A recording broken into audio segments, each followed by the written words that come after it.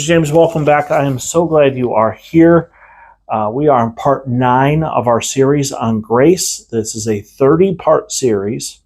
Oh, it's going to be around for a while, but this is such an important topic. Such an important topic. And today's verse is Romans 12:6.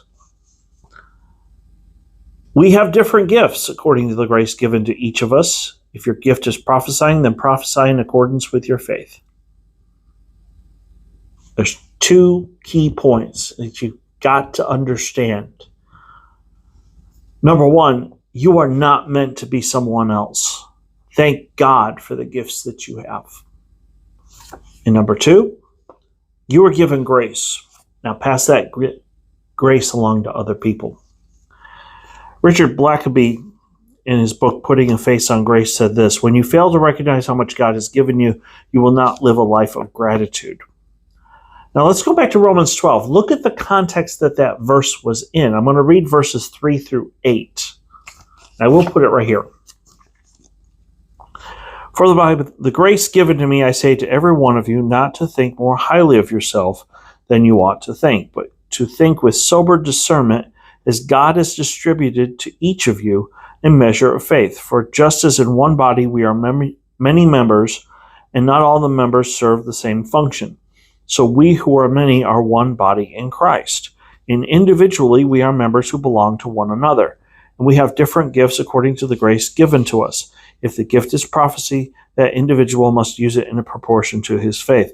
If it is service, he must serve. If it is teaching, he must teach. If it is exhortation, he must exhort. If it is contributing, he must do so with sincerity. If it is leadership, he must do so with diligence. If it is showing mercy, he must do so with cheerfulness. So I really didn't understand this fully until I was a student at Oklahoma State.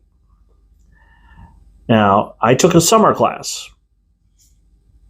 And in that summer class, we split up into groups and talked about the stuff that we were covering, and then we would present it to the group as far as our understanding of what we were covering.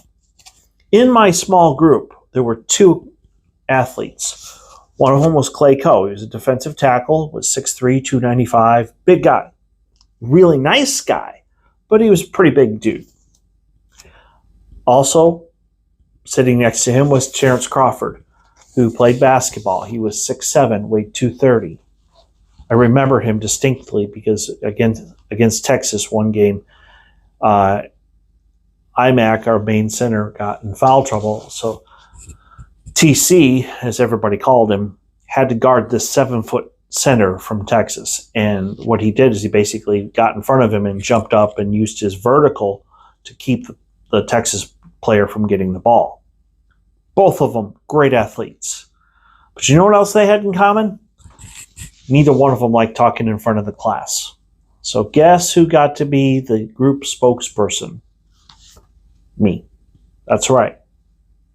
See, looking back, if I had the opportunity to be a very tall basketball player or a very big football player, or be where I am now, I'd rather be where I'm at now. Because I'm using my gifts, talents, and abilities to help other people. And that's how you're going to find happiness. When your focus is always on yourself, when your focus is on trying to meet your needs, you're never going to be happy. When you trust God to meet your needs and you be a blessing to someone else, that's when you're going to be happy. And that's how we pass the grace of God on to other people.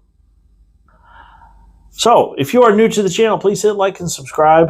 I do want to thank you for being here. The fact that you're watching tells me you want to grow spiritually, and I so appreciate that. So please share this with others so they can. My ultimate goal is to encourage as many Christians as I can to be more like Jesus each and every day. So do want to thank you for watching. I appreciate you, and I will see you next time. So have a great day.